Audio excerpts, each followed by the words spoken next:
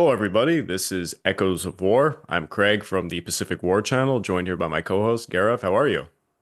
Hey Greg, great to be back for another episode, and looks like we're reaching the tail end of the series. Yes, this is going to be the second last episode. So you heard that right, folks. It's a multi-part series. This is actually episode four. You don't necessarily have to go back and watch the other episodes, but I would recommend it as this episode actually is coming off the tail end of a battle, and it would be pretty confusing not to have listened to episode three. But before we jump into it, I just want to say if you'd like to further support the channel, please check out the YouTube membership or the Patreon account over at www.patreon.com/the Pacific War Channel. By joining either of these, you get access to the exclusive podcast series, early access to all the content I make, and voting rights for the subjects I will tackle next. And by this point, it's going to come out because we're filming this on a Monday. It's coming out on Thursday, but the next exclusive podcast is a alternate history series. It's going to be the first episode titled "The Great Naval Battle of Pearl Harbor." And alongside that, I just released for early access two episodes. One looks at the really crazy world of Chinese World War II dramas. It's a comedic episode to be sure. And the other episode is the battle for the Great Wall of China in I, 1933. I actually just want to say I watched that video. I really liked it, and it's crazy about the numbers involved of in Oh terms yeah. of people, especially when I think I just literally pinged you. Like the Chinese literally had eight armies Yeah. defending that sector. The Eight problem with armies. China though is when they Yeah. say armies or area armies, it's a lot of paper, a lot of paper, and a lot of these guys they didn't put up a fight. But yeah, Well, on paper, it sounds intimidating. On definitely. paper. And I really hope people are gonna like that episode when it comes out on the YouTube channel. It cost an extraordinary amount of money. As I've said always, the YouTube membership and the Patreon funds 100% go to the animators that I finally secured for this series. And it barely covered 40% of the costs. It's really expensive to find animators who specialize in battle animation maps. This is a very niche trade, we'll call it. But I really like it's a couple that's doing the animation. They're really fun. They're really good. They actually found The locations in China that I didn't even know existed in the 30s. So yeah. the quality is top notch. I enjoyed that episode. Yeah, I'm hoping to secure them for an episode a month, but it would literally bankrupt me pretty quick. So I need more people to join the Patreon to be sure. But yeah, I'm going to be pushing for that because that's my goal to make enough money on the Patreon to just shove it right back into the channel. I work a 9 to 5 job. I by no means need the money or anything like that. I just want to create good content. But stating all of that, let's jump into it. I am going to give a little of a summary because I think people will be absolutely lost otherwise. And again, it's late 1941. The Japanese have obviously invaded Malaya and they overwhelmed the British forces. Despite some defensive preparations, the Japanese, led by the famous General Yamashita, advanced rapidly, exploiting the weaknesses of the British lines. A key battle had occurred at Slim River, that was in the previous episode, where General Paris established a defensive line. However, poor deployment and intelligence failures led to a disastrous defeat. Japanese tanks under Major Shimada broke through the lines and they caused havoc and a lot of casualties. The British retreated, employing scorched earth tactics, further demoralizing the local population who were turning more and more against them, as you can imagine. And then there was a battle at Gamas, where the Australians ambushed the Japanese, inflicting significant losses. This is actually one of the first times where the Allies put up a pretty good fight. However, in the greater battle that Gamas was part of, which is known as the Battle of the Muar, the Imperial Guards Division proved too strong, leading to further setbacks. Despite even receiving reinforcements, the situation became too critical. The British were struggling to hold their ground against relentless Japanese advances. uh, our friend, a good friend of the show, Waffle, the new Supreme Commander, realized that the, I guess you call it's the province of Johor was the only place they could really defend at this point, and he shifted basically all of the focus towards defending it. So, Well, yeah. considering they'd been pushed down the entire length of the country, and a lot of the points were just abandoned due to miscommunication, to say the least. And actually a good cue from Gareth. I will put up a map to actually show everything I just said. It makes things a little easier. So I don't know if you can see my cursor, but Slim River, kind of in the middle. Yeah. Actually, I Craig, can perhaps you could literally scroll draw. up to just show the. Yeah, of course I can. Actually, if you could Oh, just scroll up one sec. just to show the entire advance. And now that red is staying there. Okay. But yeah, as you can see, we started at the northern part of Malaysia and actually parts of Thailand. And they made their way mostly on the western coast because there's two great coastal roads. One is in the east. It's not as good as the one in the west, however. And everything in the middle is pretty impassable jungle. Rubber plantations, swamps, rice, paddy fields, you name it. And then they made their way over here. I'm going to put that cursor over there. There we go. Back to Slim River. And I am now going to just, oh, okay, that's how you delete that. All right, perfect. I'm learning as I go, just to get rid of that red mark. The battle at Slim River was significant. Of all the battles until that point, everything was kind of just endlessly running away from the enemy. Slim River, they stood their ground. And then at Kuala Lumpur, they did stand their ground again. And we come over here to the area that is the Battle of the Mar. And you can see Gamas is kind of just northeast of the Mar, but it is included in the larger battle. Now, while Gamas is pretty much completely lost cause, the Battle of the Mar raged a little longer, and we're actually still kind of stuck in it. The town of Mar has been taken, but now we're watching the Allies as their fight, as you call it, a fighting withdrawal, is what they're doing. Now, this takes us back into the action. The defenders were definitely in a dire strait. The coastal town of Mar had just fallen. The 45th Indian Brigade suffered heavy losses from the battle. The remaining troops of the 45th began a retreat along the coast, while the Australians were forced out of Gemas, abandoning an unbelievable amount of valuable equipment. Eventually, the remnants of both forces were going to regroup at Bakri, where they would establish a defensive perimeter, and amidst the chaos, the Japanese forces were converging upon it, where nearly all of Duncan's officers and staff had been killed in an aerial attack. I'm unsure. I don't think you found any information on our friend Horatio Uh, Duncan. just just very limited information. He was a second lieutenant commissioned into the British Indian Army in 1914. I'm sorry, the British Army in 1914, transferred to the British Indian Army in 1918, where he got a permanent commission. And he was mentioned even in a dispatch for his actions in World War One. And so, for the audience, mention in a dispatch means when a general is writing up the reports for the higher command, when a soldier is named by his name, that's considered like a mark of honor because this guy would have done some great deed that or made some decision that secured the victory or whatnot. So that's where he got mentioned.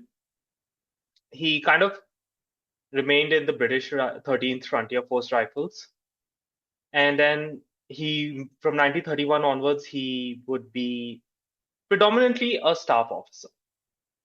And in 1941, about 6 months before the Japanese invaded, he took command of the 45th Indian Infantry Brigade and came over to Malaysia. And no doubt he was part of the entire retreat down until now. All right. Am I still on the camera, by the way? My Zoom is like a little glitched. Yeah, you just temporary disappearance. Okay, perfect. Yeah, again, to the audience who is not watching on YouTube, we put up all the maps, we put up pictures of the figures and whatnot. I'm really trying to add more visual components to this because, well, I want it to be more popular on YouTube. It's there's two completely different audiences. There's people who listen exclusively on audio podcast platforms, and there's people who tend to watch podcasts on YouTube. Usually it's comedic podcasts where, well, let's just say their setup's a little bit better, but I'm trying my best here. So yeah, Duncan and his officer and staff, they had been hit by an aerial attack really significantly, did a lot of damage. And the 53rd Brigade, which included the 5th and 6th Norfolks and the 2nd Cambridgeshires, had just arrived after 3 months at sea. They were ordered by Percival to the front lines without any adequate time to even get their stuff together. They were basically just thrown right into it. That's rough. Like 3 months at sea, and you just have to march straight into the battle. Oh yeah. One of the many things that people pointed out about Percival's command, they think this was a huge mistake. Percival also commanded the recapture of Muar after losing the town, prompting Duncan to mobilize the Cornwallis reserves for a counterattack. This assault was planned as a three-pronged advance from Bakri to the Mar via the main road. I'm not sure if on my map you can actually see it very well, because this is actually the retreating map, but it shows the general area, so I thought it'd be kind of useful. See the Hmm. Mar up in the northwest, and the points where the Yeah, the Japanese are top advancing. top left corner of the map. Yeah. I'm going to keep this one open. This is from one of my favorite authors, Francis Pike from Hirohito's War. This is a map that he drew that actually shows the terrain, which is super useful because it shows how restrictive this area was. But I desist. So, the assault was planned as a three-pronged advance from Bakri to the Mar via the main road, through the jungle and along the coastal route. Unfortunately, the Garwalis commander, Lieutenant Colonel James Woolridge, was killed during a dawn reconnaissance patrol. The counterattack was disastrous, with most of the remaining British officers amongst the Garwalis either killed or wounded. The survivors seized Bren guns from frightened sepoys and attempted to hold their positions in a rubber estate. In the ensuing confusion, the Garwalis retreated back to Bactry, which was now under artillery and aerial bombardment. The Australian gunners, witnessing the retreat, dubbed the fleeing sepoys as the Galloping Garwalis.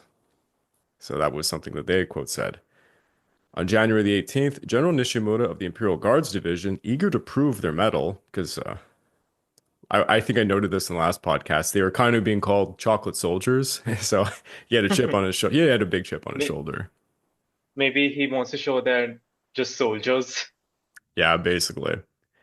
Well, he's eager to prove his mettle, and the initial attack began with a tank vanguard at about 6:45 a.m., led by Captain Shigeo Gotanga, who was inspired by Shimada's success over at the Slim River, and he launched the attack without any infantry support, reminiscent of Watanabe's tactics at the Slim Road Bridge.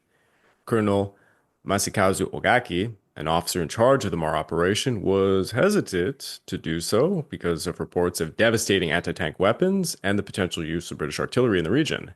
He ensured that infantry would close up following behind the tanks, as they should. I think, sorry to interrupt. Mhm. I think one thing I really found, wanted to really bring this up about General Nishimura, the Chocolate Soldiers commander. He was never a frontline officer or held any active commands in the military.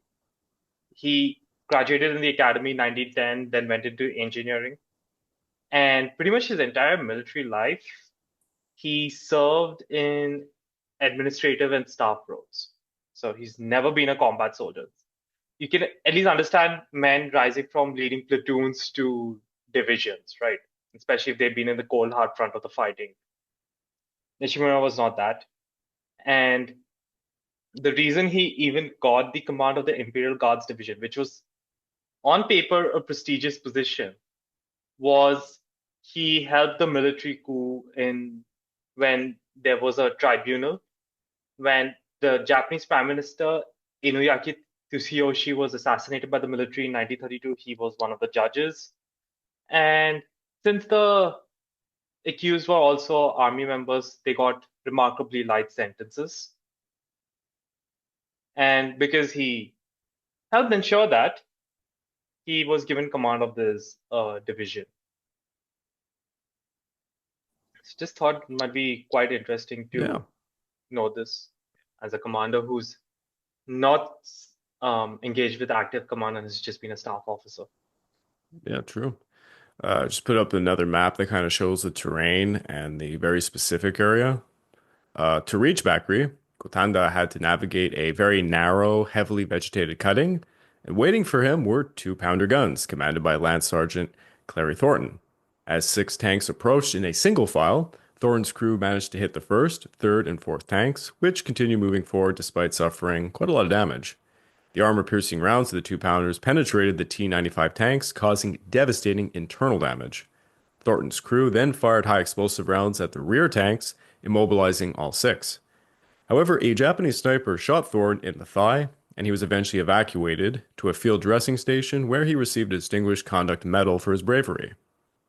Again, I just want to point out, as you actually pointed out in the last episode, no one's really figured this out yet, but what they thought was going to be the tank killer, i.e., tank killers or other tanks, like general tanks, it turns out not to be so. It's anti-tank guns and artillery seem to be the absolute bane of tanks. The reason is actually they are able to generate a huge amount of velocity, Yep. which gives it tremendous penetrative power through the armor. And a British 2-pounder gun is able to fire, while it's also called 2-pounder, it's pretty much just a 40 millimeter gun, right? Yep. So that gives you an idea about the shot, and it has a muzzle velocity of about 800 meters a second. Oh yeah. And so it's pretty, and its effective firing range is also pretty good. It's about 1.5 kilometers. So definitely, especially in this jungle areas, I think that's a big range advantage. It's not like the deserts of North Africa where it may not necessarily be so, but you can see that it has a pretty the shell, right? It's a 40 millimeter one.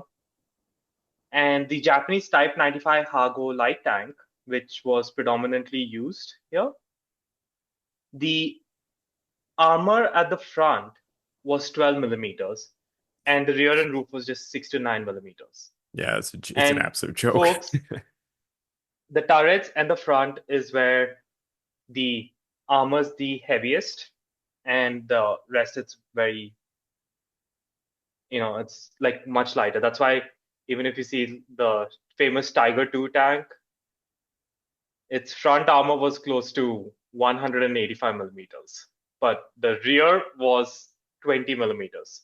So if a Sherman could come behind, it's gone. But it first has to get behind. It would take three Shermans, two to block the front, keep it busy, and then one to go behind. And that's how the Americans did it. But Assuming yeah, the others don't get burst before. yeah. But unfortunately for the Japanese, they did not prioritize, nor did they want to use so much resources for their tanks because they were almost exclusively fighting the Chinese, who really did not have the capability of doing anything to these tanks. Like I think you, given the terrain also, yeah. it probably was a better idea. Jungles and such hilly terrains that dominated the theater of operations for Japan. Oh yeah, The infantry, artillery, and aircraft is all you need. You don't need exactly. tanks. Yeah. Encouraged by this event and impressive efforts of Bennett's men, Percival decided to contain the Mar front by sending Robertson's battalion and anti-tank guns. However, Percival misjudged the Japanese presence in the Mar area, believing it to be Surprise, small. surprise. Yeah, he believed it to be small when in fact it was the entire Imperial Guards division that were there. Some Japanese forces had landed further down the coast, preparing to cut off the Mar-Bakri line from the south. As the defenders attempted to plug the gaps in the Mar-Bakri front, they encountered roadblocks set up by the Imperial Guards. Now, Colonel Robertson was amongst the first of the major casualties. He was shot in the leg while riding in a dispatch rider's motorbike and failing to survive the encounter, so he had actually bled out. Meanwhile, Duncan, still reeling from the aerial bombardment, relinquished command to Lieutenant Colonel Charles Anderson. Did you have anything on Charles Anderson? So, South African born native to Scottish parents. He remained in England, like where he studied school there as a child, while his father was in Kenya. And he remained until the outbreak of the First World War before returning and then enlisted with the British Army there. And he was part of the Calcutta Volunteer Battalion as a gunner before later 1916 being commissioned as a lieutenant in the King's African Rifles. And he would be fighting the German colonial forces in East Africa, which, if I'm not mistaken, I believe that's where one of the most famous German generals of World War One Lettow Wolbeck, was operating in very successful guerrilla warfare. tying down a lot of British units with a minuscule force. You say Waldeck?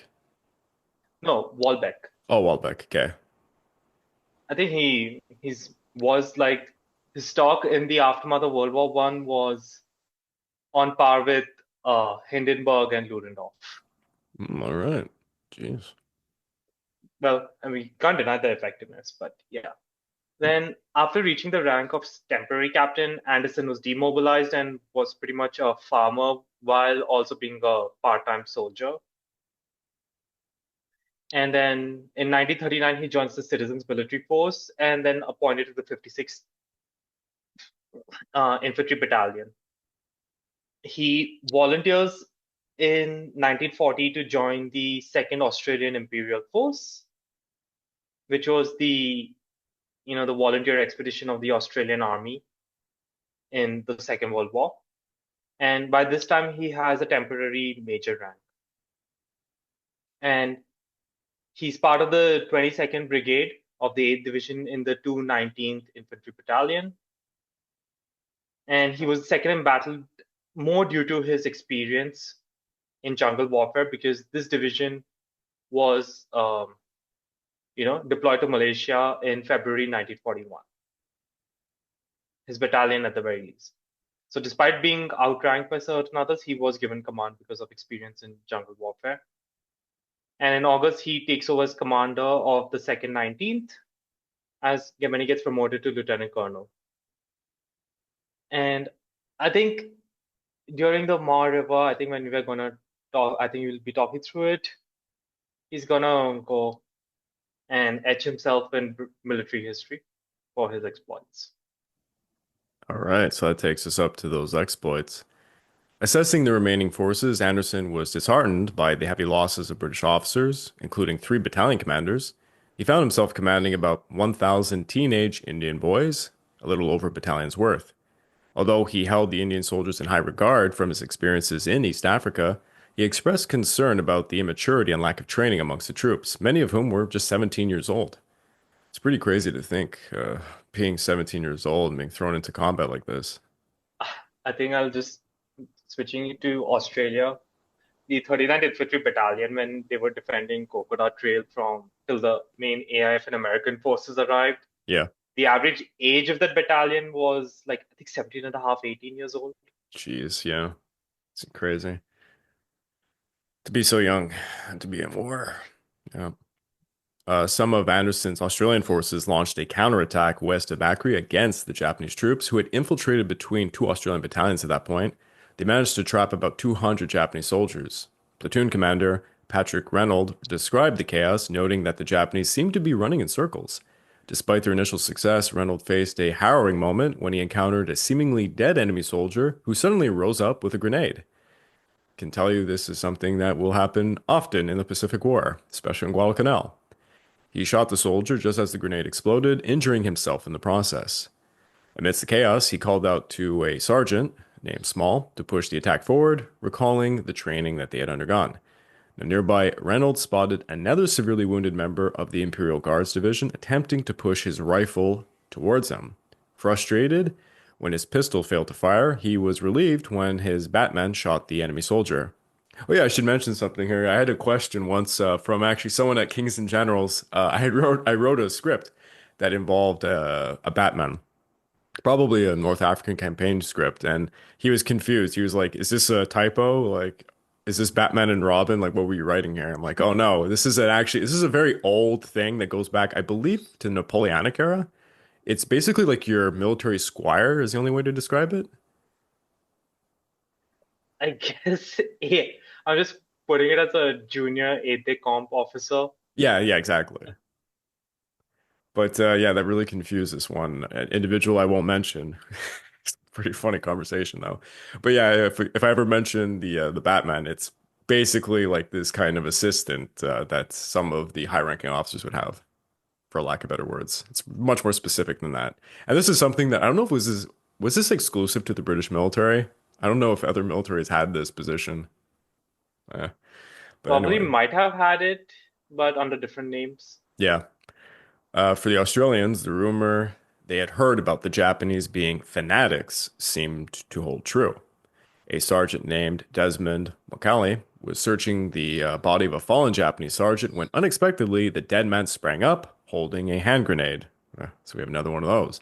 Desmond grabbed the grenade to prevent him from pulling the pin, but the Japanese sergeant struck him on the head with it and began to punch him. Eventually, the Japanese sergeant was bayoneted by another soldier who came to help Desmond. Another private, named Bluey Watkins, had set down his .303 rifle to inspect some Japanese bodies when one of them seized his rifle and nearly shot him. Unfortunately, it was becoming increasingly clear that capturing any Japanese alive was far too risky. One Private Charles Warden of B Company remarked, and this is a quote, "From the very first engagement, we learned not to trust their wounded." This is a lesson he learned just outside Bakri, about 5 months shy of his 17th birthday. So he is 16 Damn. years old. Wow. Ultimately, they killed Yeah, about, that's it. yeah, 16 years old, and he's facing this. Ultimately, they killed about 140 of approximately the 200 Japanese who were trapped in this little pocket. The Australians, in turn, they suffered about 10 casualties with 15 wounded, marking this moment, along with the early destruction of the tanks, as kind of their highest point. By dawn of January the 20th, Anderson received orders to withdraw from Bakri towards Yongpeng to salvage what remained of the 45th Brigade.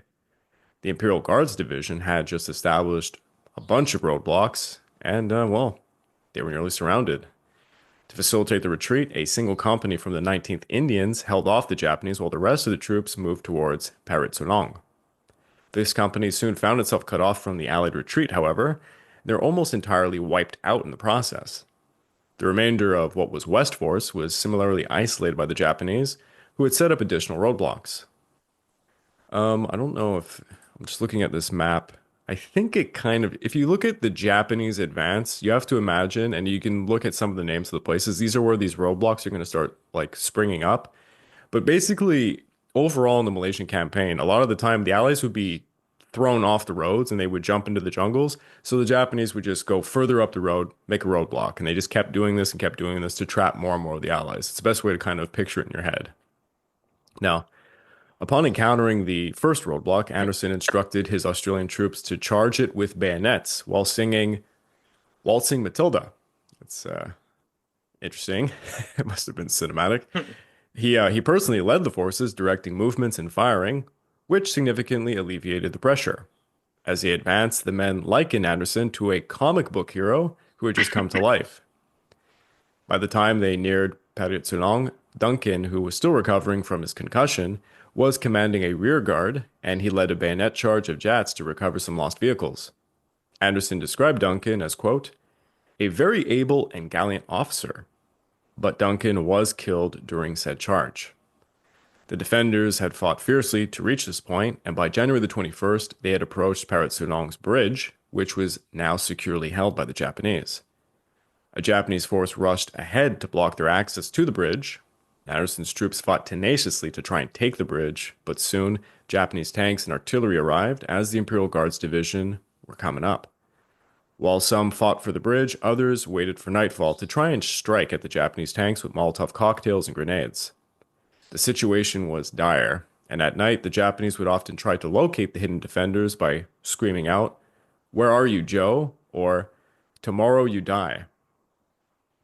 And I'm not going to say it, but I want to note that when I was writing the notes for this one, I miswrote tomorrow, and it kind of has a funny comedic tone to it. I thought that was But deliberate, actually. yeah, it was. I won't say it like that though. But yeah, clearly the Japanese were speaking poor English. On January the 21st, two RAF Ferry Albacores, man, those are some old. I mean, they're still in use, mind you, for torpedoes, but pretty old. And three Brewster Buffaloes, God, those are terrible aircraft. Escorts arrived from Singapore to drop supplies to the defenders, which is interesting that these small aircraft, what are they going to drop? Like, not much. After delivering the supplies, they turned to attack the Japanese holding the far end of the bridge. Anderson watched, hoping the bombs would destroy some of the machine gun positions around the bridge, but for reasons unknown, the planes flew west towards Muar and then south, bombing and strafing long columns of Japanese troops crawling down the road towards Batu Pahat. When the Australians rushed to collect the supplies, they were disappointed to find only canned beetroot instead of bully beef. That's kind of an I Australian completely joke. understand. Yeah. No, but I mean, I completely get it. I would also be extremely disappointed. Yes, absolutely.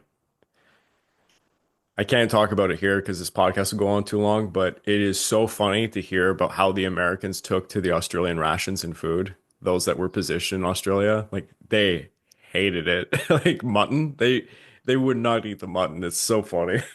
All the stories. But yeah, I desist. By January the 22nd, Anderson received reports from all sides that holding his triangular perimeter was becoming impossible. He decided to make one final attempt to take the bridge and to break free. The Japanese had set up three barricades on the bridge using sandbags, 40-gallon oil drums, and some timber, all covered by heavy machine guns positioned on high ground behind the bridge. The bridge was about 20 feet wide. Approximately 30 Australians stormed the bridge, while around 100 provided cover fire from some wrecked houses on the other side. The Australians managed to breach the first barricade by throwing grenades ahead of them. They eventually reached the third barricade, but machine gun fire blew apart the sandbags. Two men climbed the third barricade, but they were absolutely torn to pieces. Excuse me. With only five Australians left alive, they had to crawl back. Anderson ordered an end to what was notably a sacrifice of some of his bravest men, deeming it futile. He faced a terrible choice: abandon their severely wounded where they are, blow up the remaining field guns, and try to make their way through the jungles or the swamps to Yongpeng, which is about 12 miles away. All of the walking wounded would accompany them, but they would have to leave 150 men behind. Now, in normal circumstances, let's say if you're fighting in the Western Front, this wouldn't be such a gut-wrenching choice.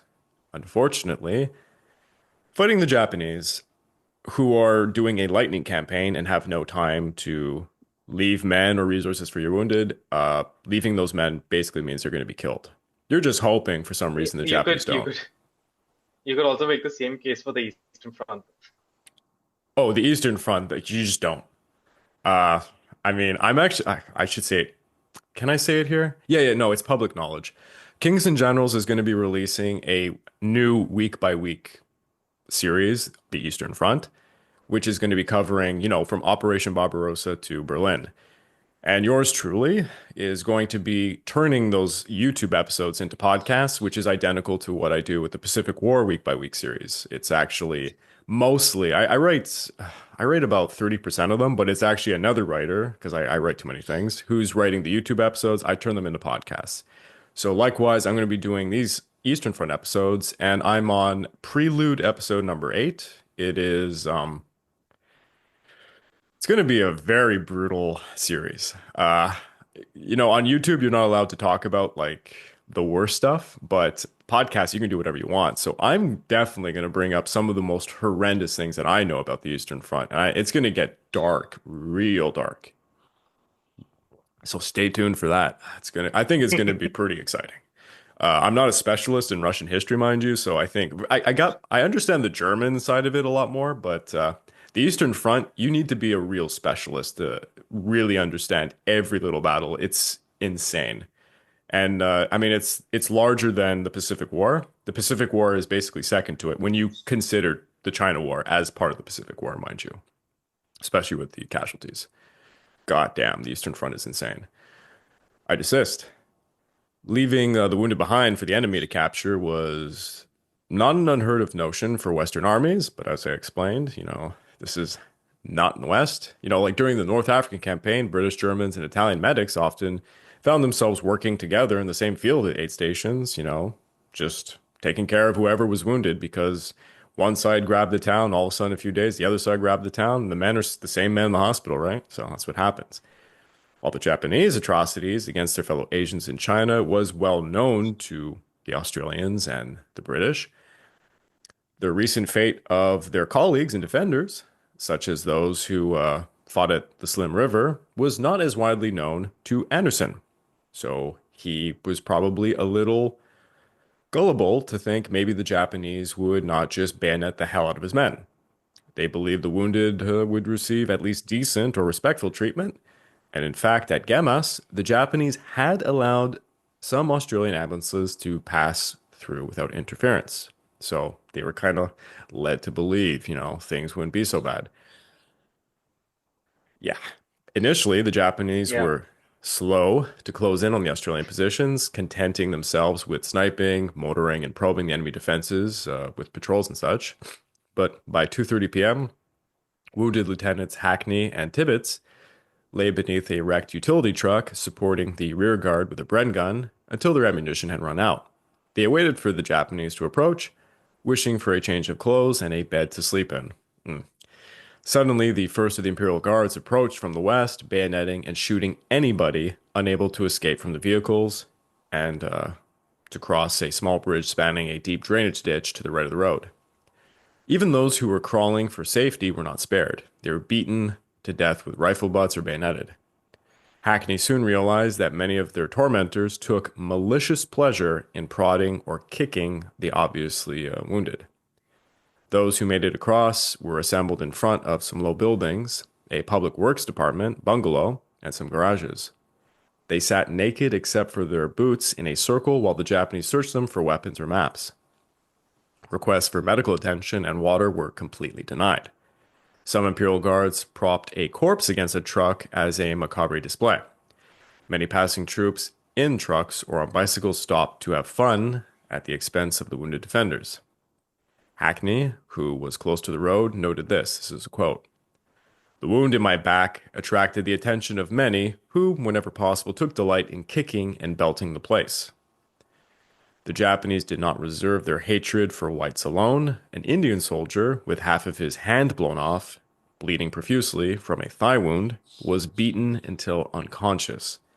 Hackney watched as the Indian man, after getting up, was subjected to further frenzied kicks. As he fell, groaning and jabbering, a Japanese soldier repeatedly thrust a bayonet into him, pushing him into a drainage ditch. Still, the Indian man clung to his life, but when his head surfaced and he gasped for air, he was simply shot. Now, not far away in Muar, mate, yeah, go. Nah, it's just like, what the hell? Like, Yeah, I think I did an episode for the patrons, Patreons, sorry, patrons. It should be patrons. Kind of trying to explain why the Japanese were, I would argue, the most barbaric during World War II, which is controversial given what the Nazis did. But you have to remember, the Japanese war atrocities were done at the lowest levels.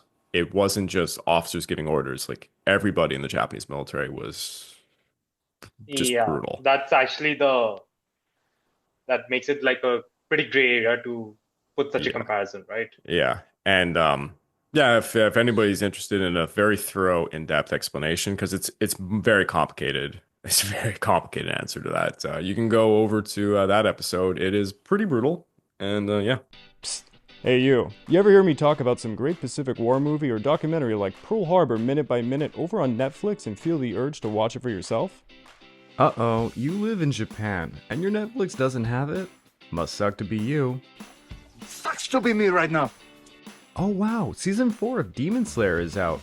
Oh wait, I can't watch it on Canadian Netflix, but it's over on Japan Netflix? Whatever will I do? Oh no, no. Being blocked from regional content?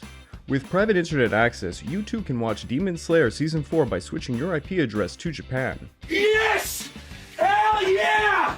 Why stop with Japan?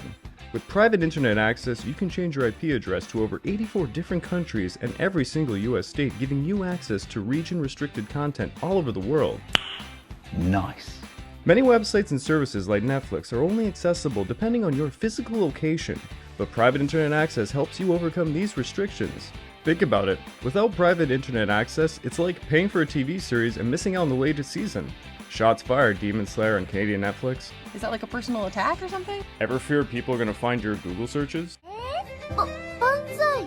Banzai! Banzai! FBI, open up! Private internet access makes sure that those Google searches remain a buried secret, as private internet access encrypts your internet access and has a no logs policy. Think you're safe with the local coffee shop's free Wi-Fi? No, you are certainly not. Private Internet Access gives you more privacy features than any other software and real-time protection from malware and trackers, giving you peace of mind knowing those Google searches remain seen by you and you alone.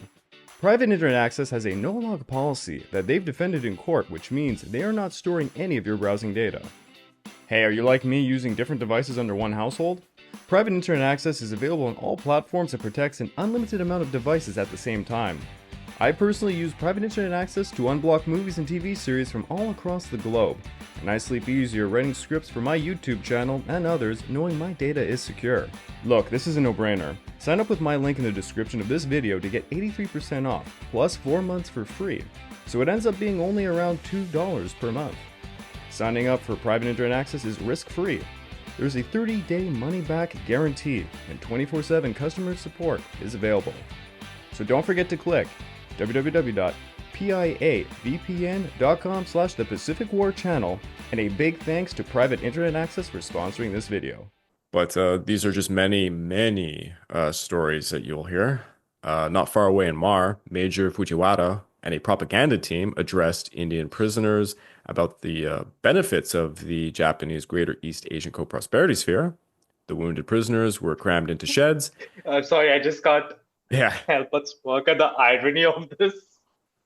yeah, the Great Co-Prosperity Sphere, where the Japanese come in your countries and just perform war crimes left, right, and Pillage. center. Yeah, it's Yeah, especially just comparing like 5 minutes ago, we were talking about how brutally they torture the wounded soldiers of all types, yeah, especially an and Indian soldier. notably Indians. I've read so Yeah. many accounts. Of course, the Japanese were brutal to anybody that they got their hands on, but they had this particular hate for Indians, and I don't understand it. That one was always it's been weird to me because India represented one of the few countries they theoretically could have maybe got to join them if they had played their cards right. And I mean, yeah, it's very flimsy. I doubt it would have ever happened, but definitely performing war crimes against them was not a good choice given like what their political aims were.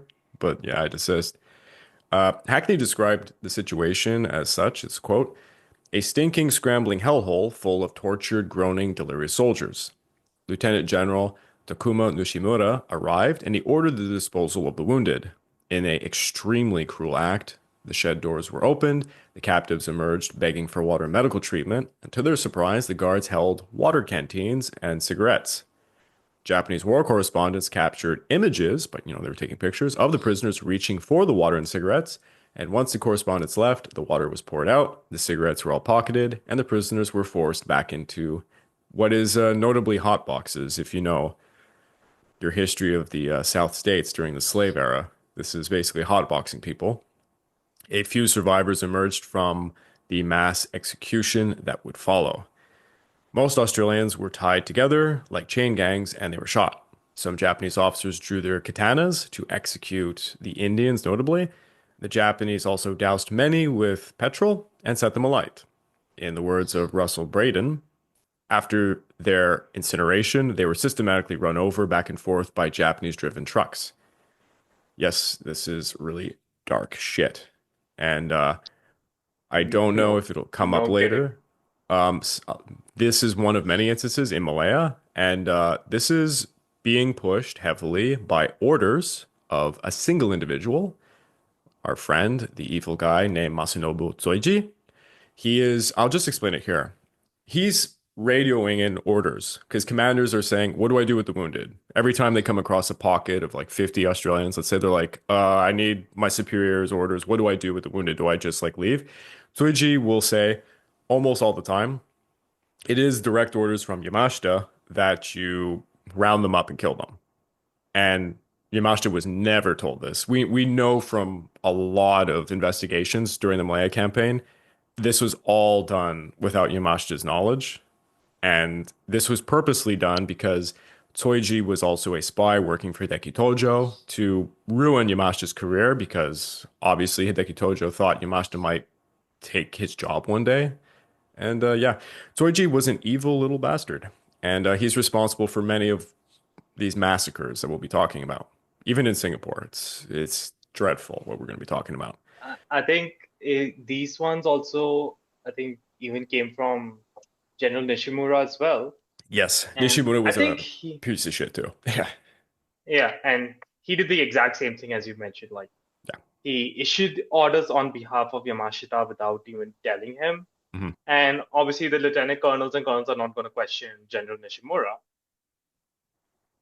And if I'm not mistaken, I think he was also assigned, like, affiliated and a part of the Tojo's military faction within the government. Yeah, he was. So Yeah, that explains a lot, right?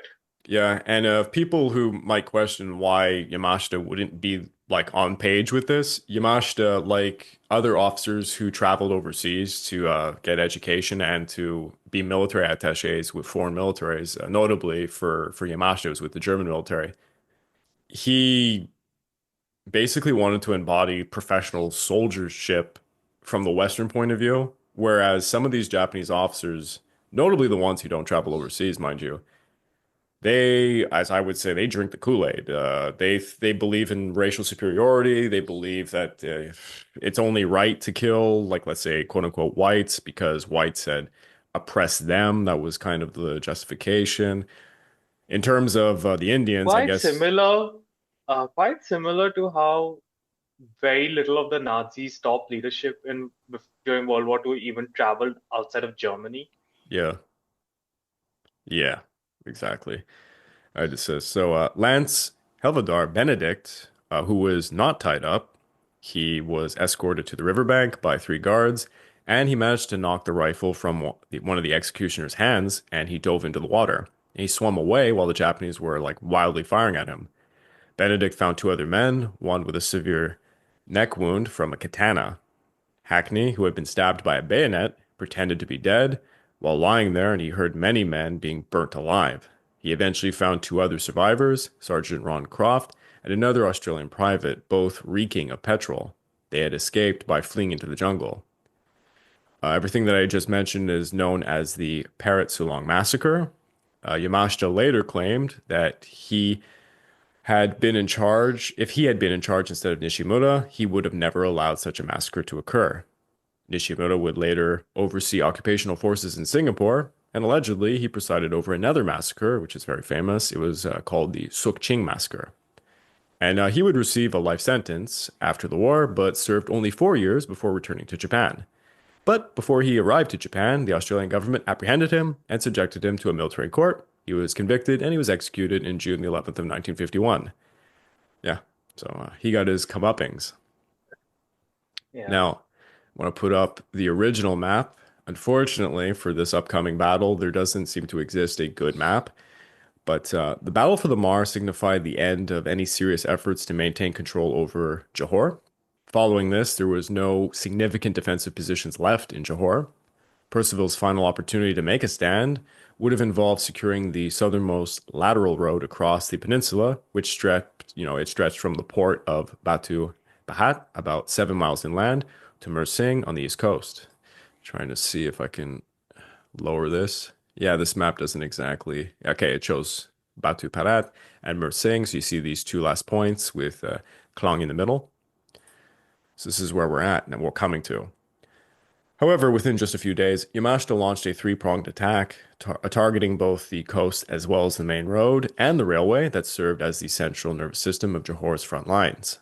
Over on the east coast, Yamashita utilized his naval and air superiority to execute significant landings in the area where Bennett's forces had long been awaiting battle. This is the port of Endow. You can see there on the map. This was previously used for shipping iron ore from Japanese-owned mines to Tokyo. It was now abandoned by the defenders who retreated to the Mersing-Batu Pahat line. On January the 26th, a Hudson patrol spotted two Japanese transports escorted by a small fleet convoy heading towards Endow. Despite overwhelming odds, Air Vice Marshal Conway Pulford's squadrons launched a final offensive, employing some lumbering wildebeest biplane torpedo bombers, some Albacores, Hudsons, Brewster Buffaloes, and some Hawker Hurricanes. They were ordered to conduct a mass daylight attack on the small fleet convoy. By the time they reached the convoy, the landing crafts had already deployed the troops, however. A total of 21 wildebeest and Albacores, 9 Hudsons, 15 Buffaloes, and 8 Hawker Hurricanes attacked in two waves, supported by two destroyers, the HMS Thanet and HMAS Vampire. It's a cool name for a ship, the Vampire. Okay. Some might think that Okay, the that's pretty yeah. cool. My favorite though is during the I'm not sure if it's the second or I think it's the second Opium War. I don't think it's the first one. There's a brand new ironclad steamship the British employ called Nemesis. That is by far one of my favorite names for a ship. Yeah. And it lived up to its name. The Qing dynasty, there's nothing they could do against it. It was a monster ship. Anyways, HMS, sorry. So they're attacking. Some might think that the presence of Hawker Hurricanes indicated significant air power for the Allies. However, these Hurricanes, unlike the more advanced Spitfires, were not particularly superior. They were designed partly for ground support roles in the Middle East, and they were equipped with air intake filters and 12 machine guns instead of the usual 8. Below 20,000 feet, their added weight made them less maneuverable and much slower than the Zero fighter. Additionally, the pilots had limited combat experience, including John Gorton, who would later become an Australian Prime Minister. Actually, I know this one. Yeah, I do know that one. And he survived a crash that injured his face alongside his gun sight. Amongst the 24 pilots, there were 5 Australians, 1 Texan, 4 Canadians. That's interesting. And they faced the light cruiser Sendai, along with 6 other destroyers, 5 minesweepers, a few transport ships, and over 32 fighters. I think I'll just add Hmm? why we are talking about Middle Eastern adapted fighters here. Yeah. When the Japanese launched their invasion, so Churchill's policy was he did not believe Japan would attack the British and American possessions till at least 1943. So the Europe was still the priority, and after home defense in the Atlantic, it was the Middle East and North Africa that was getting the British support. When the Japanese launched their invasion in December 1941, which completely took him aback and the plans, they had to send urgent reinforcements throughout the sector, which is why Wavell also had complained because he lost 2 Indian, I think 2 Australian and 1 Indian division, which were already trained and in his command in British Middle East, had to be deployed to the Far East. And Air Marshal Arthur Percival, he had to deploy over 300 fighters and over, I think, about 120 bombers to the Far East from his command. So that's where like these reinforcements came, and it would take time for the Desert Air Force to rebuild its strength now. Definitely. It's kind of funny how we came off of the North African campaign series and we're doing this, and they affect each other a lot. There's a lot of Yeah. overlapping. Leading the first wave was Tim Rolland, and his Wildebeest were outfitted with 250 to 500-pound bombs instead of torpedoes because the waters around Endow were deemed far too shallow. The first wave consisted of about 12 Wildebeests, 9 Hudsons, 12 Buffaloes, and 9 Hurricanes. The wave broke through the clouds at around 2,000 feet, staggering towards the small fleet convoy, hampered by heavy bomb loads, making them quite slow, and anti-aircraft gunners, had an easy time picking them off. Roland's aircraft was the first to go in, exploding in midair before he even started his bomb run. Then Zero fighters from Catan's airfield burst into the scene.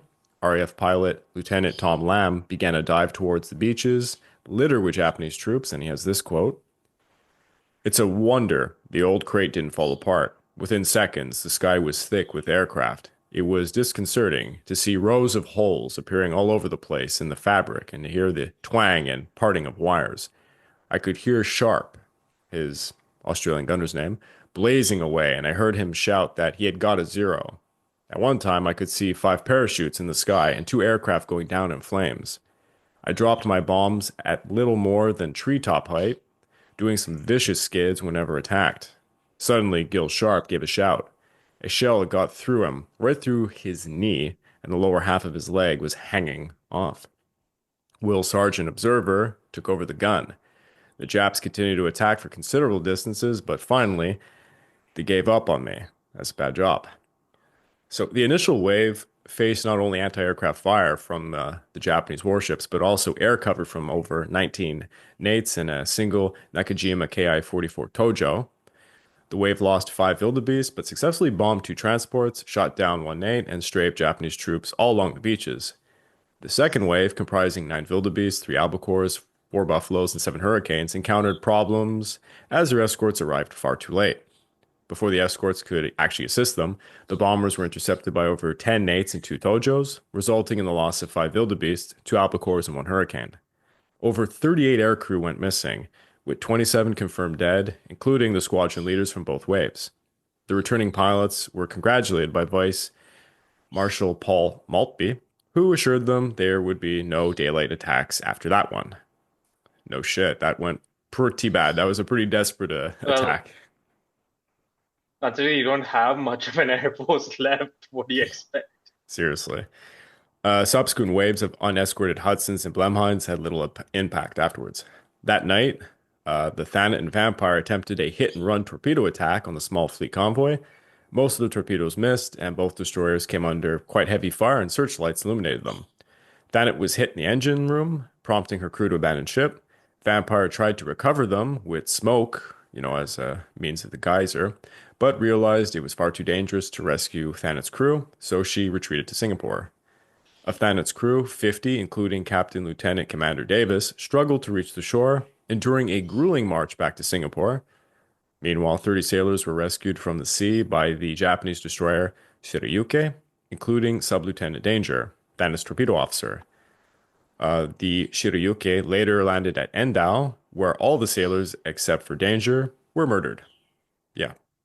Danger became significant because he was the first Royal Navy officer captured by the Imperial Japanese Navy, taken to their base at Camaran Bay.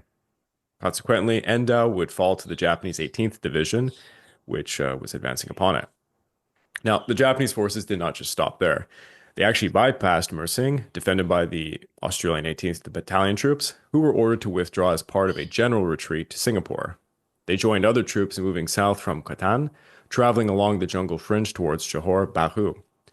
The sight of the abandoning of Endow and Mersing without a fight was disheartening for the Australians, who had spent nearly a year preparing defenses in that area. In the early morning, members of the 18th Battalion reached the Nitsdale rubber estate just north of Gemalong, where they ambushed a Japanese vanguard. Inspired by the achievements of Blackjack Galligan's 30th Battalion at Gamas, they aimed to replicate that success.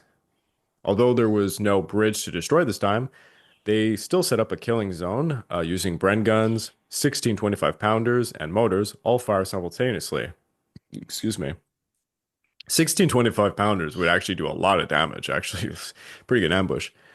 At dawn, the Japanese vanguard found itself trapped between 2 companies of Australians who began an artillery bombardment upon them.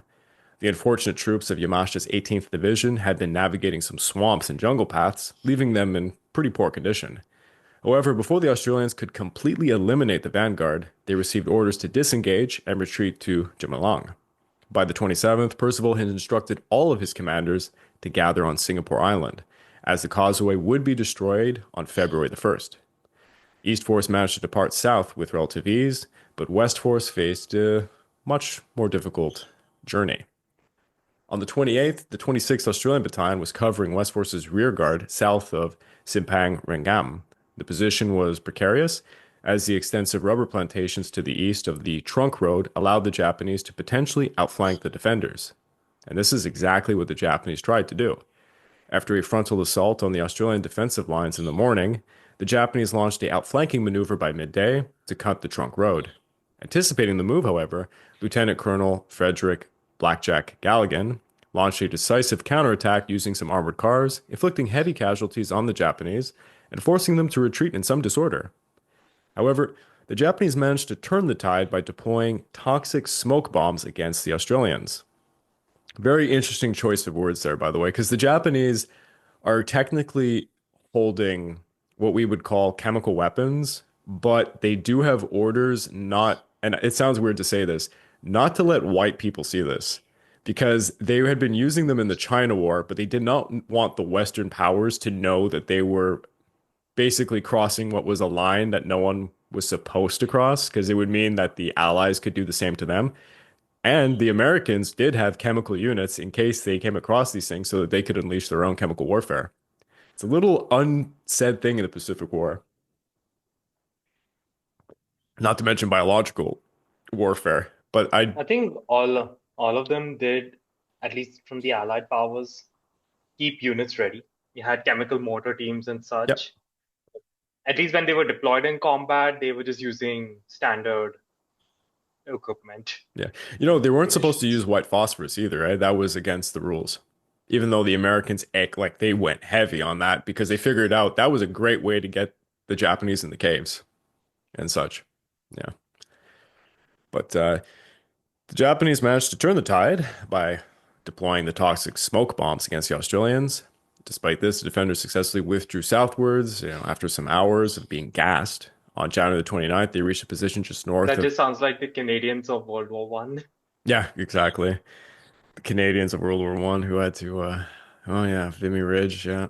The gas attacks. World War One was a nasty, nasty war, to be sure.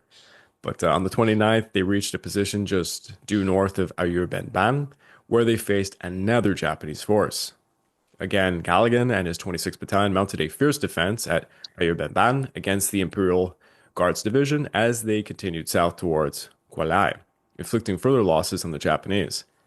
By January the 30th, having held their ground long enough to allow others to withdraw, they finally began their own retreat, and they reached Singapore safely by January the 31st. Meanwhile, a garrison of the 15th Brigade at Batu Pahat, including survivors from Slim River and the unfortunate 5th and 6th Norfolks and 2nd Cambridgeshires, were tasked with holding the defense at Batu Pahat to facilitate the withdrawal of other forces to Singapore. The garrison lacked sufficient manpower to cover multiple choke points in this area. The 11th Indian Division HQ was located at the very tip of the peninsula. Now, during the Muar operation, the Japanese had inserted a battalion by boat into the area, which vanished into the jungle and began guerrilla warfare against British lines of communication. These units were reinforced by Nishimura's Imperial Guards as they advanced south after capturing Muar, moving quickly on bicycles and penetrating deep into the British defenses. They bypassed, The bicycle blitzkrieg. yep, they managed to bypass Batu Pahat and they established more roadblocks, replicating the previous tactics that had been used against Anderson's men between Bakri and Peretsulong. Now, the acting commander at Batu Pahat was Brigadier Bernard Challen. Did you find anything on this guy? Unfortunately, no. Nah, it's too This low of a rank, yeah. But not low of a rank, but there was so many Gadias. true. So Brigadier Bernard Challen had recently taken over from Moorhead after the leader's death. Under pressure for several days, Challen had requested permission to retreat to Sengarang, about 10 miles down the coast. However, Percival instead, he insisted on holding Batu Pahat's large airfield, which is only 60 miles from Singapore, until the arrival of two additional brigades from the 18th East Anglian Division, which were expected to come shortly. As time passed, he had to abandon this plan and he ordered Challen to withdraw. Unfortunately, the message arrived too late. Challen's approximately 3,000 men were already retreating to Sengarang when they encountered a roadblock just 500 yards beyond a bridge. His force probed the defenses of the roadblock. They discovered another block being established behind them. Challen's troops were becoming encircled, and he was unaware of the exact date the causeway was going to be destroyed. Concerned that delaying further to fight, would lead to an abandonment of the Malayan mainland, he faced a dire situation. The frontal blockade was fortified with machine guns, dog mortars, logs, barbed wire, and other obstacles. Compounding Challen's troubles, his wireless communications with his divisional HQ were down. Despite his repeated messages, he received no response back. A relief effort was initiated by the 11th Indian Division, sending some men to distract the enemy at the roadblocks, and this force, equipped with 2 armored cars, advanced 5 miles north of Rengit before encountering the first roadblock. They were immediately fired upon from all sides, leading to the establishment of another roadblock behind them. The vehicles and heavy guns were abandoned as they retreated to an outpost at Rengit, which soon came under siege from Japanese forces at the roadblocks. A few members of the 11th managed to reach the roadblock Challen was facing, offering him some hope that they could push through. His small force also informed Challen that the evacuation of Singapore was imminent and they needed to hurry. Thus, Challen found himself in a situation similar to Anderson's at Paratsulong, forced to make a heartbreaking decision to leave his wounded behind to face the incoming Japanese. Challen had around 3,000 men under his command, and even more if the detachments at Sungurgan and Rengit were still en route. If his force left the coast road and its bridges, there would be several rivers to cross. Challen organized about 1,200 of his men, some Cambridgeshires, Norfolk, and 300 Indians as a cavalry using some trucks and a few armored cars, and they were going to be the rear guard as the force made its way through. Then one night, as the force was trying to cross a river, everything just went into chaos. I have a quote from him. A burst of machine gun fire, a salvo of mortar bombs scattered the leading company. The panic spread, many men were drowned in a swamp. Challen had attempted to calm the men, and he went in search of one of his colonels, but soon became hopelessly lost himself. Accompanied by his Indian orderly, he tried to reach a road for orientation when they unexpectedly encountered Japanese soldiers. The Japanese shot his orderly, prompting Challen to dive into some brush for cover. He then crawled along the roadside, climbing over some barricades, with the Japanese defenders mistaking him for one of their own, and they took no action. After getting over the barricade, he stole a bicycle and he rode away. So it's a pretty incredible story for this one guy. But at dawn on January the 29th, after being separated from his unit for basically 24 hours at that point, he was captured by Imperial Guards, one of their patrols, as he exited a hut where he had been staying. He acknowledged the Japanese for successfully capturing the highest ranking British prisoner up until that point. I think Now, that is the key word. yeah, in Challen's absence, Colonel Morrison took command and he worked to restore order amongst his panicked troops. It appeared that the Japanese had cut them off, making it impossible for them to move south as a cohesive unit. So he decided to lead 1,500 men back to the coast and attempt to send a message to Singapore to try and arrange a naval pickup after dark, which is a very bold strategy, as you know, Singapore's naval capabilities at this point are quite small. Morrison established a defensive perimeter in a coastal village about 3 miles south of Rengit, less than a mile from the coastal road, where the Japanese motorized traffic was increasing because they were advancing south. The Navy responded by dispatching their Yangtze River gunboats, Scorpion and Dragonfly, which towed numerous small boats, sampans, and dinghies behind them. As the troops navigated through the mangroves, the situation drew comparisons to Dunkirk. The men were transported partially submerged in water at night, anxiously wondering if they had only come this far to be attacked by venomous snakes or even large crocodiles. Yeah, that would be a hell of a way to die after all that, is you just get attacked by a crocodile. God damn. I was just about to say, are we in Australia? Yeah. The force successfully reached Singapore on February the 1st, after Indian sappers had used naval depth charges to create a 70-foot wide gap in the causeway. The withdrawal at the point, which is Johor Bahru, went remarkably smooth, with the Japanese not pressing hard on the rearguard. The defenders left the Malayan Peninsula to the sound of the Argyle pipers playing Blue Bonnets on the border. While Challen's command had been fortunate, the cost was significant, with several hundred men going missing, all of their artillery was abandoned, and about 80% of their Bren guns were left behind. In contrast, the situation on the Central Front was much worse, as an entire Indian brigade had completely gone missing. Brigadier George Painter's 22nd Indian Brigade, which had already been weakened during the fighting in Catan and numbered about 2,000 men, had been cut off, and they disappeared while trying to escape into the jungle. The cutoff had occurred because, oh yeah, I was just saying that's a unit already operating at just 50% strength. yep. The cutoff had occurred because Arthur Baustow's 9th Indian Division had decided to keep two of his brigades, that's Painter's 22nd and Lay's 8th, farther inland to prevent the outflanking of other forces, such as the Eastern Australians, as they approached Singapore. Unfortunately, things went disastrously wrong. A railway bridge between the 22nd and 8th Brigades was blown up prematurely. This is possibly by accident, and it severed the telephone line that facilitated communication between the two brigades. Painter had already sent back most of his wheeled transport, Bren gun carriers, and notably his headquarters wireless truck at the time.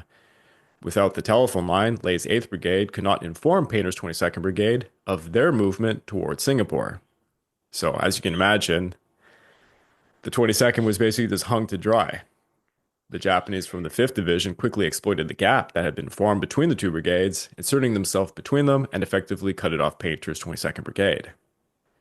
When Barstow figured out what had happened, he exploded and he said to Lay, "You've sold the show. Hell, take you, man. Get a battalion on that high ground." So obviously he's going to blame Lay for basically what's his mistake in the end. Barstow made his way to the railway line, intent on reaching Painter to warn him of the impending danger. He was joined by two Australian officers and a Sikh, and they boarded a push-pull flatbed trolley, which is kind of cartoonish if you think about it, reminiscent of, the ones you see in the old films.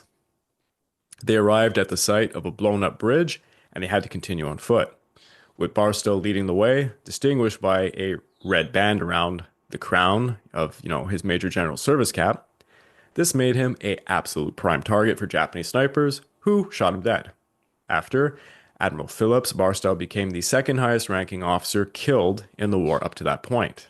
And that is to be honest, kind of comical and stupid way to die. He was, yeah.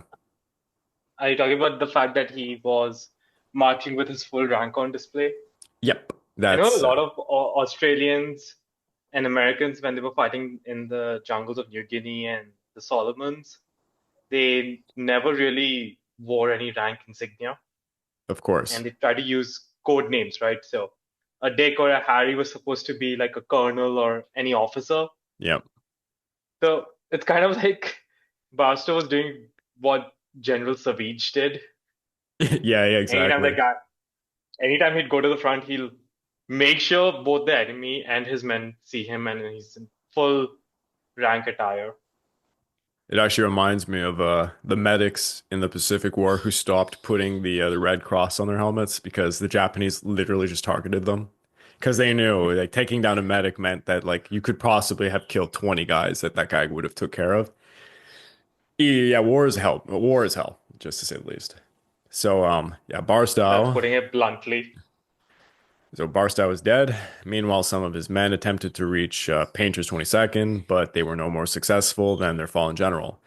The 22nd was at risk of being completely surrounded, which prompted their retreat into the jungle. Excuse me. It had been a long time since they received any rations or supplies. They had several wounded soldiers with them, who they refused to abandon. As noted by Captain Dennis Russell Roberts, the stretcher bearer struggled, amongst many, who was struggling through the jungle and swamps during that night. He has this quote: "Shortly, all four men were floundering in the bog. The man off the fore position suddenly staggered. His knees were shaking wildly. He sank to one knee with a shout of terror in his hoarse voice, and the stretcher lurched over to the side. This was an awful moment, as it happened over and over again, in one form or another. I think it was the groans at that time and the shrieks of the wounded which struck the deepest note of horror. On the other side of the crossing, the same difficulties were encountered. There were wounded men who almost inevitably find themselves tilted backwards at the same steep angle, with their heads close to the level of the mud and their bodies uncomfortably positioned in a semi-vertical position. And through this hell passed 12 stretchers, 12 wounded men who were now gangrenous, delirious, and half mad. 48 gallant men who carried the stretchers, a slow-moving picture of unforgettable misery. Yeah. Despite their efforts, they ultimately had to leave many wounded behind. They encountered some Tamil rubber workers at a large estate, and they entrusted the injured to their care. The remainder of the brigade continued south, where they encountered a small group of approximately 300 to 400 Japanese soldiers, but they chose to bypass them, as their men were starving and lacked the strength for combat. Just as they were preparing a rear guard, they were ambushed, however. One commander named Parkin noticed several of his Indian troops raising their hands to surrender. He raised his Thompson submachine gun and urged his men to fire at every visible Japanese soldier, even though most were low on ammunition. Confusion reigned during the chaos. Many Indians mistakenly believed Parkins intended to surrender and were taken aback when he opted to fight instead. Painter's personal battalion soon encountered more Japanese forces, and they were forced to surrender as well. The day after the causeway was destroyed, Brigadier Parkin, who had motivated his men to resist rather than capitulate, arrived in Singapore with 24 of his soldiers. They had managed to commandeer a Chinese truck, drove to the northern side of the straits, where they could see the naval base, and they signaled some sampans to come over and rescue them. In the following few days, a few stragglers from Pater's 22nd Brigade also reached Singapore, bringing the total to 63 men. Painter's 22nd Brigade suffered a catastrophic loss, all due to a severed telephone line in the end. Many men did not make it. Communication matters. Yeah.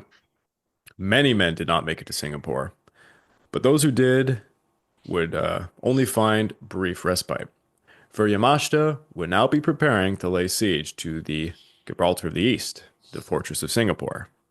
And that is where this episode is going to have to end, because the last episode, which will be the longest, mind you, is definitely going to be the battle for Singapore, which is the most exciting part of the entire campaign, I have to admit. It's a build-up. We've done our build-up. Now it's for the main course. Definitely. And we're not going to be holding any punches. I have a lot of theatrical stuff in the episode. It's going to be fun. But before we leave you, audience members, if you'd like to further support the channel, please consider joining the YouTube membership or joining my Patreon account at www.patreon.com/specificwarchannel, where for as little as $2 or $5 a month, you get access to the exclusive podcast series, early access to all the content I make, and voting rights for the subjects I will tackle next. Gaurav, thank you for being held hostage in this episode. And till the next episode, you know what? This has been a lot of fun. I think this is a great campaign. Indeed, I'm looking forward to it. Till next time.